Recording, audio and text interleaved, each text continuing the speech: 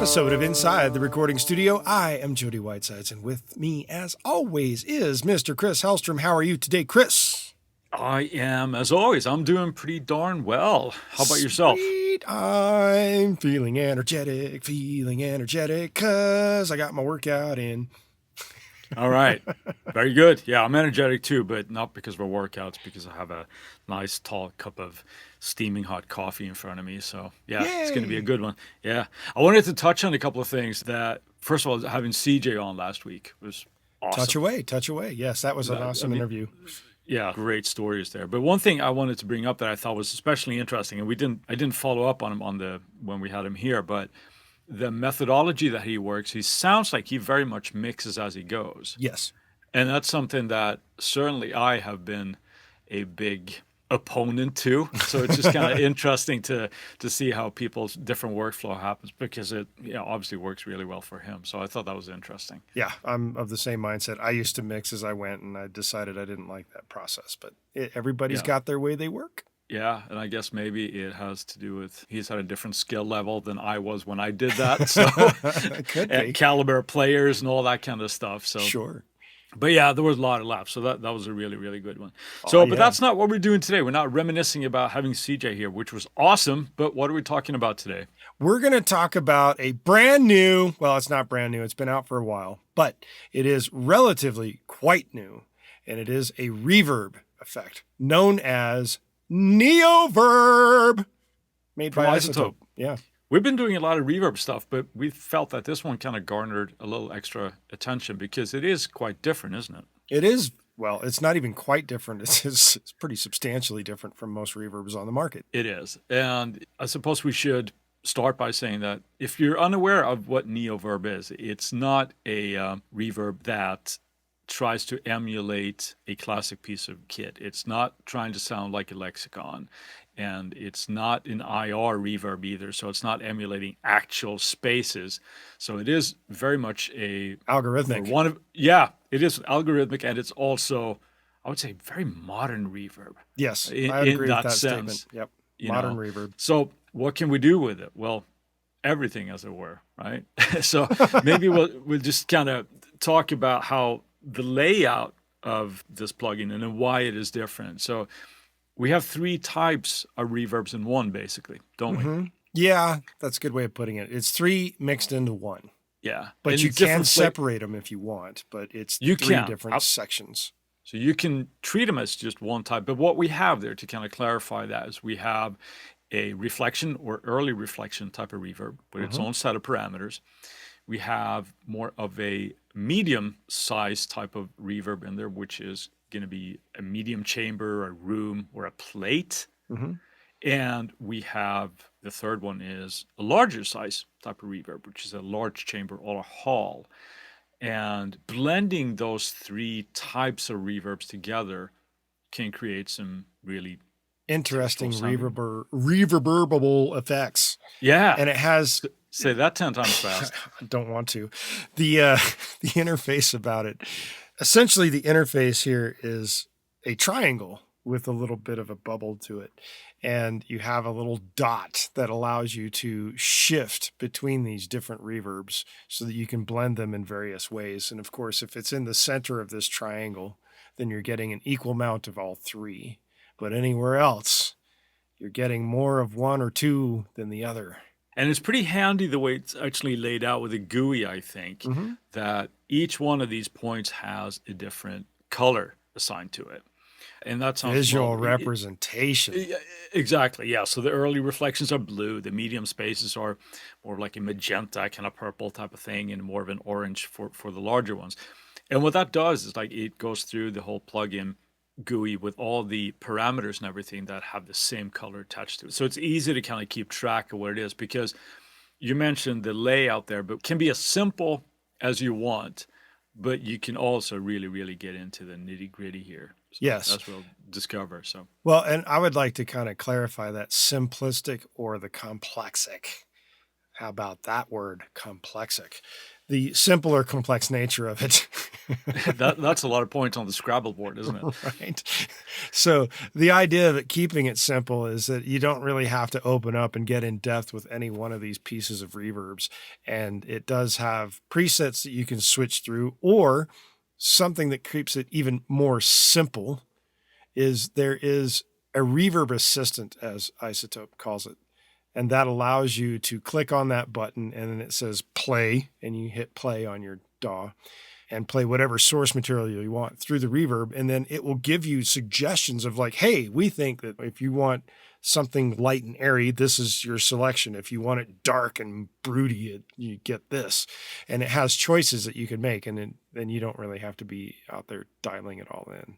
Yeah, so you can get something really quickly there. And it's, if people are familiar with Ozone and the mastering assistant that is there, it's very much the same thing. You set a couple of basic parameters where you're kind of looking for, and like you described, it listens to the audio and sets some decent parameters as a starting point. Now, you could just sort of set it and forget it, but you have obviously the ability to tweak from there. Yes. if it doesn't work. So it's a clever thing, actually, I think, that they do there with iZotope for a lot of their plugin range when they do this sort of, I hesitate to say artificial intelligence because it really isn't. It's kind of like machine learning, yes, which is a different thing. But it is cool if you want to just kind of go and do something really, really quickly. Quick and dirty, quick and easy. Yeah, but if you're of the tweakable, nerdy kinds that you and I are, we can get really, really deep with it. So yes. But maybe we should talk a little bit more about the air quote here, simple mode first. We have that sort of XYZ axis, right? And the triangular axis that you're talking about. The triangular thing, yeah. And then we have simple controls for, it's called a space knob, right? For each one that's associated with it, where we can have that be a larger space, essentially, for each one of those parameters, right? So it's a quick thing. We want, well, I want my plate to be bigger. Well, you can just adjust that there and then set your parameters in that little purple, blue, or orange axis, how much, what's heaviest of them all, what takes more prominence in the reverb. And it doesn't have to be anything more than that, really. Yep. But again, that doesn't stop us from going further, does it? No. So what can we do, Jody? Well, on the side menu next to your nice triangular adjustment thing where you can say, well, I want more reflections and more hall, but less plate kind of thing. There's a little breakout menu that when you click it open gives you more than just the space. You get how long in terms of time. You get a size function, which increases the size of the room in terms of probably the number of walls. And then you've got diffusion as well. All these things are standard on most reverbs. And then you also have an attack function as well, which is how quick it's going to react to whatever's going through in terms of the sound source. Yeah. The way that on that attack, it's not necessarily kind of like a pre-delay. The way I look at it, we talked about a similar functionality of the 480L when we talked about that. It is essentially how the reverb blooms in time. So it's not that it's a delay. Let's say that if you have a snare hit, for example, it's not like a delay until it happens. It's how quickly the reverb sort of gets to full massive hugeness, for want of a much better phrase. For each section of it as it is. Yeah. Again, it can help to think of it as an attack on a synthesizer, how the kind of the sound swells in, and in this case, the reverb does that. Because I did that first. I was thinking, okay, well, this is the same as like a pre-delay. But no, it's not. No, it's not. It's not even close. That part. Yep. Yeah. Then there's a whole tone section within this breakout setup. Yep. And in that, you can choose certain variabilities to it, like how much of the high frequency you want to be coming through before there's a low pass filter on it, and where the crossover section is between the high and the low when that happens. And then there's one other function that I think you should describe because it is a little bizarre, and that's the damping function in relation to the high end. Yeah, this one feels almost, to me, it feels backwards the way it is. Sort of like the 1176. Exactly, with the attack and the release knob. The way this works is The damping, obviously, you have a frequency you set where how quickly you lose top end in the reverb tail. So this function doesn't exist in the reflections. This is just for like the medium and the large size of the reverb. But you set, again, a cutoff frequency, and then you have a damping slider underneath it. Counterintuitively, it seems, at least to me. Right. I'm sure there's reasoning for it. But the higher the damping level is set, the slider is set, the longer it takes for the high frequency to roll off. So in other words, a short value means that you're going to lose the high end quicker in the reverb tail as if a higher volume. So it's not like you're setting the amount of damping. It's the time that you lose the high end frequency of the reverb tail. It's a little strange in that regard, and I agree with you, but it works really well once you get used to it. It might get too wordy, but if you think of that as instead of damping, it's high frequency roll off or something. Something of that nature, right? Yeah, something. So it can feel a little bit backwards, but like you described here, there's a lot of tweakability going on here. And one thing that I want to mention too, because I said this when we were talking again in the 480 episode, I said that I am unaware of any reverb that you can sync the tail to the tempo of the song. Right. Well, I'm corrected here because with NeoVerb, you can absolutely do that. Right. So you can have it be just sort of in milliseconds or whatever what we want, but you can actually tempo sync it to your host. Right. So that's pretty handy if you do that. You want it to be one beat, you want it to be a bar, you want it to be whatever. Yep. So that's actually pretty handy, and I can't believe I missed that. So that's a cool functionality. I really like that. So it is a great functionality. And with that, let's take a word from our sponsors. And we're back, and we're going to move on in the interface of the NeoVerb to the opposite side of the plugin window, and that contains what? We have, first off, we have the controls that you'd expect. There's a wet, dry knob.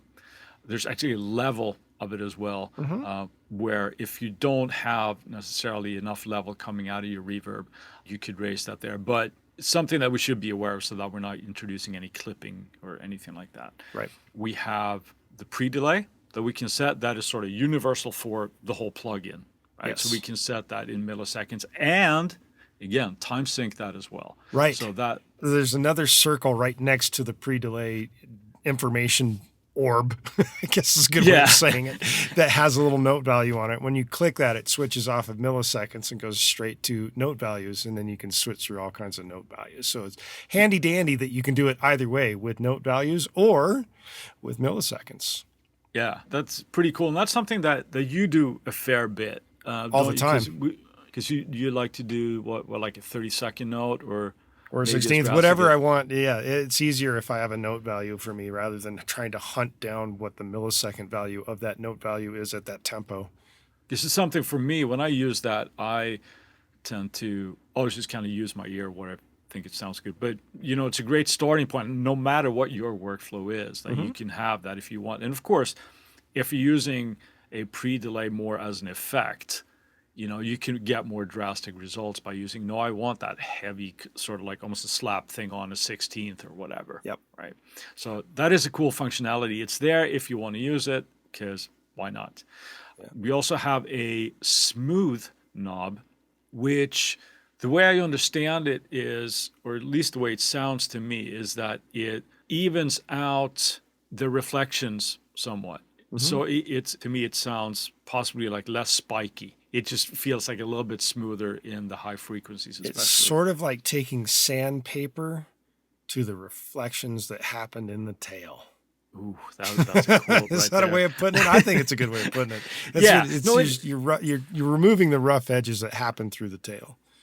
Again, that can help your reverb sit a little bit smoother. It could be maybe a little less obvious and you can actually have it be more prominent if it's not sticking out as much. So that's a cool function to have. And then there is one of my favorite sections of this reverb, actually, because I like this. Now, I became aware of this a long time ago with a different thing, but that's not what we're talking about today. But introduces modulation to the reverb. And again, this is presented here in NeoVerb with like an XY axis type of a thing, and you have a little orb that you can draw around anywhere in that frequency. And you're controlling a rate and the depth with this, right?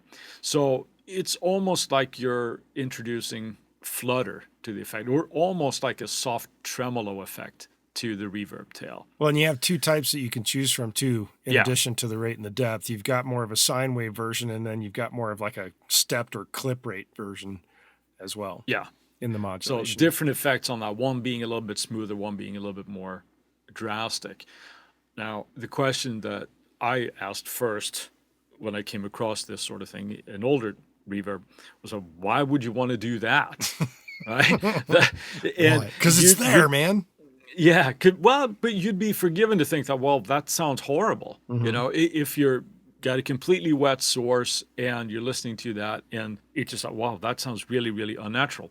And sure, it can do that. You can use it as a special effect, but just adding a little bit on modulation can actually make a reverb tail sound a little bit more natural, especially when it's just tucked in to a level where you want it in the mix, and it can feel a little bit more alive. So go drastic for big effects type of thing, or obvious extreme things, but just a little bit of that touch can actually do wonders for that. So again, tweakability, man. And there's a lot of it. Now, there's Yeah. another section to the whole plugin, which is like at the bottom end of it. And this is where things can get really interesting as well. Instead of having to run an EQ in front of your NeoVerb plugin, you can let NeoVerb allow you to do EQ prior to hitting the reverbs that happen, which is pretty hip. Yeah. And it's not a massive EQ. It's just a 3-band situation, but it's enough to get things in and out of the way is necessary. And each one of those bands can have some adjustability in terms of their frequency, their gain, their Q, that kind of thing. And then the upper and lower portions of the EQ can be chosen between being more like a band pass or just a regular parametric style EQ. Yeah. And then there's a second section. Go ahead. I was just going to elaborate on that. So you can contour going into it. So if you have the reverb, like most users tend to be, if they're on an aux, right, or you're sending to it, you can tweak what's going into the reverb, and thereby, if you have a lot of low-end information perhaps in your signal, that when going through reverb can potentially just muddy up a lot of stuff in your track, right? So you can filter those out before it even hits the reverb. So that's pretty handy. Yes. And like you said, low-end, high-end, and you can carve out some mids there as well. And it follows up with a post-reverb EQ section. So you can actually tweak the EQ of the reverb once the sound has already hit it. And it's the same setup. It's a high, mid, low type thing with the same tweakabilities of frequencies, the gain, the Q, that kind of thing, and selecting on the high and the low bands, whether or not you want them to be band passes or bell curve type things. And then that's something that we use. Sorry to cut you off there, Jody. No worries. That's something that both of us do anyway, a lot, where you're actually EQing the reverb, right, or the return, where we mentioned that the Abbey Road trick, right, when you roll off a fair bit of the lows and the highs to make it more prominent, because it's that the extremes there that can just fill up the space in a way that becomes overbearing for an entire mix. Yeah, it's too much high end, and it's like, oh, you have to tuck the reverb down so far to make it sit. So if you take that out, you can actually bring that body, if you will, of the reverb that you want to make it sit higher. So it's nice to have that built in. You know, there are other reverbs have that as well, but that's a cool function. And something that you have worked a lot more than I have is this, because we have that same machine learning thing with this. Yes. In the EQ curve. So maybe you could describe your experience with that. Essentially what they have in this section, in the EQ section of the reverb, is something that is on the button called auto cut. To me, it's just like it listens to the source, it listens to the reverb, and it tells you this is where it's getting muddy. This is where it's getting problematic. And when you punch that, it can actually create an automatic curve for you that will remove the mud of the reverb, so to speak, out of the situation. So it becomes a lot easier if you're working fast and you're on a deadline and you don't have the time to sit there and run through frequencies and realize, oh shit, I don't know my frequency so well. I have to be able to hear this and I'm not sure what frequency that is. This actually can tell you this is where you're having problems with the sources colliding with each other in the EQ world, and it automatically will notch out the mud. The functionality that you're describing there, Jody, does as well. So I think it removes potential resonance buildups there as well. So it really just helps you get a clean sort of like source of the reverb there to make it sit a little bit better in the mix. And again, that's that machine learning thing that guys at iZotope do really well. So that they do. Indeed. What kind of things can we put this thing through for paces? What would you use this for, Chris?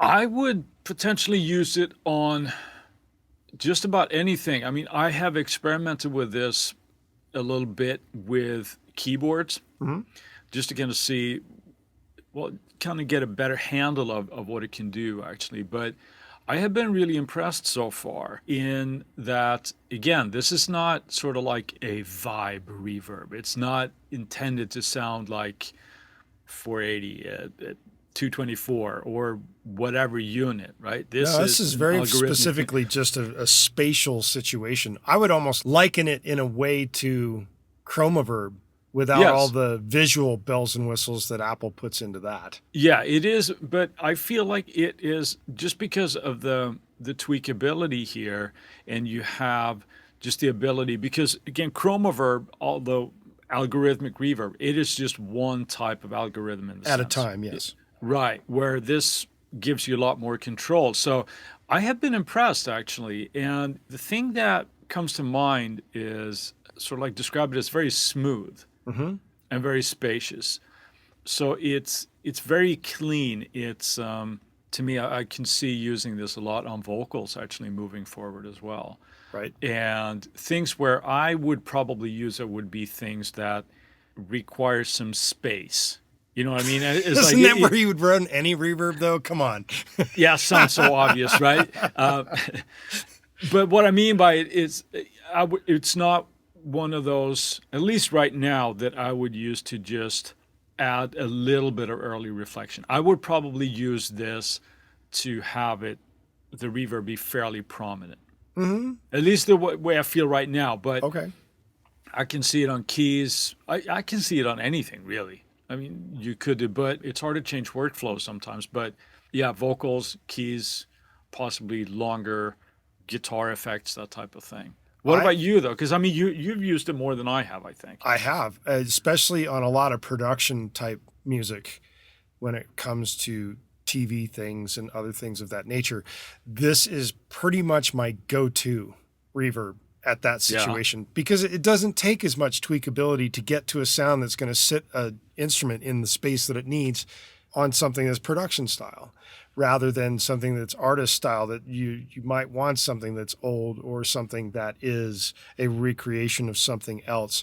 This thing is the quick and dirty, get it done fast thing for me. And I use it a lot for that. And I've used it extensively on guitars and drums and keys and things of that nature. I have also used it as part of vocal situations.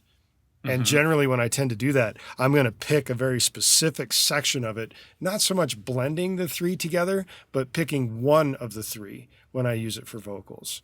Well, that's one thing too, though. I mean, because you have the option here to use three, doesn't mean that you have to.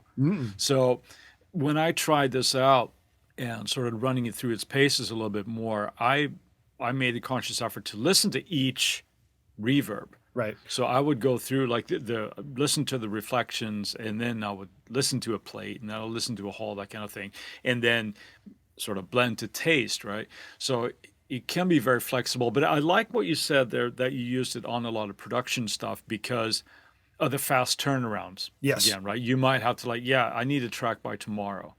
You know, that type of thing. Yeah. And it's helpful when you have the Reverb Assistant and the auto cut. I mean, those two buttons alone, you get real close on a reverb that's needed almost instantaneously, just with a couple of little questions that it asks. You play the source through it, and bingo, you've got something right then and there. And it might take one or two little tweaks past that point and you've got the sound and it's dialed in right pretty quick. And that's a great thing when you're under a deadline. Absolutely. Absolutely. And so, I think this could be one of its strengths too, when we think about, it's not like nobody else makes reverbs, right? So you have to do something lots of them out there. Yeah. So it's one of those things. What are you doing that's different? And, we talked about a different plugin a few episodes ago that does a similar thing in a different realm. Right. Yeah, it's cool. I can see myself reaching for this a little bit more in the future here, actually. But I'm impressed with what I've heard. It sounds smooth to me. And again, that modulation tool is cool. It sounds Make odd. It move. Yes, it adds a little bit movement to it. And never mind going into all the tone sculpting that you can do here with favoring certain frequencies, or are you favoring the low end, are you favoring the high end? And that's just part of one of the reverb engines, right? And you got two of those in the medium and the large spaces. So yeah, lots of stuff going on there. I like it. I'm a fan. If you were Roger Ebert, would it be like 2 thumbs up? I would, yeah. Firmly 1.5 at least. No, in all seriousness, it is a cool sounding reverb. I suppose in the speed of workflow that people might have, the fact that you can do it, you said, with the Reverb Assistant, get you in the ballpark quickly, and then you don't have to tweak as much if you don't want to. You can go in and just simply, drag that little ball around and see, okay, that's where it sounds good. Cool. Boom. Move on to the next thing type of thing. So that's a strength right there. That's a strength. I concur. And with that, let's shoot for our Friday finds. Chris, what have you got? Well, this is going to come to a shock to most people, I'm sure, because I think for the second week in a row, I'm choosing a Slate product. No! I know. Yeah. But we, as Slate subscribers, we got a new plugin this week, and that is the FG Dyne. And what that stands for is the dynamic section of the SSL 4K console. What does the FG stand for? They seem to use that a lot. Fabrice Gabriel. Oh, there you go. Okay. Yeah. I know him. Yeah, it's the guy that codes it, mastermind behind all that stuff. Yeah, it's a dynamic section of that. It's the filters along with the compression section and the gating section of that as well. And we've talked about SSL stuff before, but what makes the dynamics on the SSL boards a little different, I suppose, is that it adds the makeup level to the compression automatically. So when you're A/Bing stuff, it can be very handy that you don't get fooled by just things being louder, right? So it deals with that. So I've played with it a little bit. I like it. I got it in my subscriber package, and therefore it is my Friday find of this week. What about you, good sir? What do you have? I'm going with Softtube's Dirty Tape. Ooh. Yeah. I'm surprised that you're not looking at this thing and hadn't heard about it first. Instead, you're talking don't about think your I SSL thing. Don't think I didn't. Right. So the Dirty Tape is pretty much what it is. It is a tape emulation type plugin, and it is free, which is always a good thing. And it's another generous way for Softtube to give you analog warmth on your signals. So if you need tape emulation, this thing has 3 different types of tape machines in it, and get in there with maybe like 100 grit sandpaper or something on your sound and really kind of rough it up.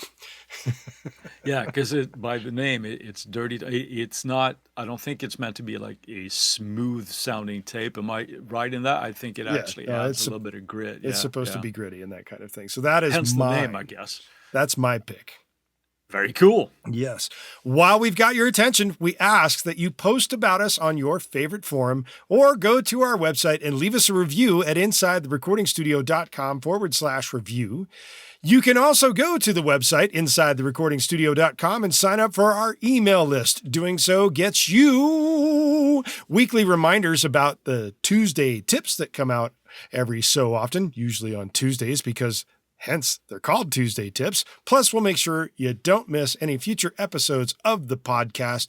And Chris and I give you some presets for some of our favorite plugins for Universal Audio and Slate Digital. If you send us an email at goldstar, GOLDSTAR, at InsideTheRecordingStudio.com with the word NeoVerb, you'll get something cool back in your inbox. If you have a topic of suggestion for us to explain in a future episode, contact us at the contact page on our website, and we'll put it into consideration for a future episode. And with that, I'll say, see you next week. Thanks for listening, everybody. Have a good one, Jody.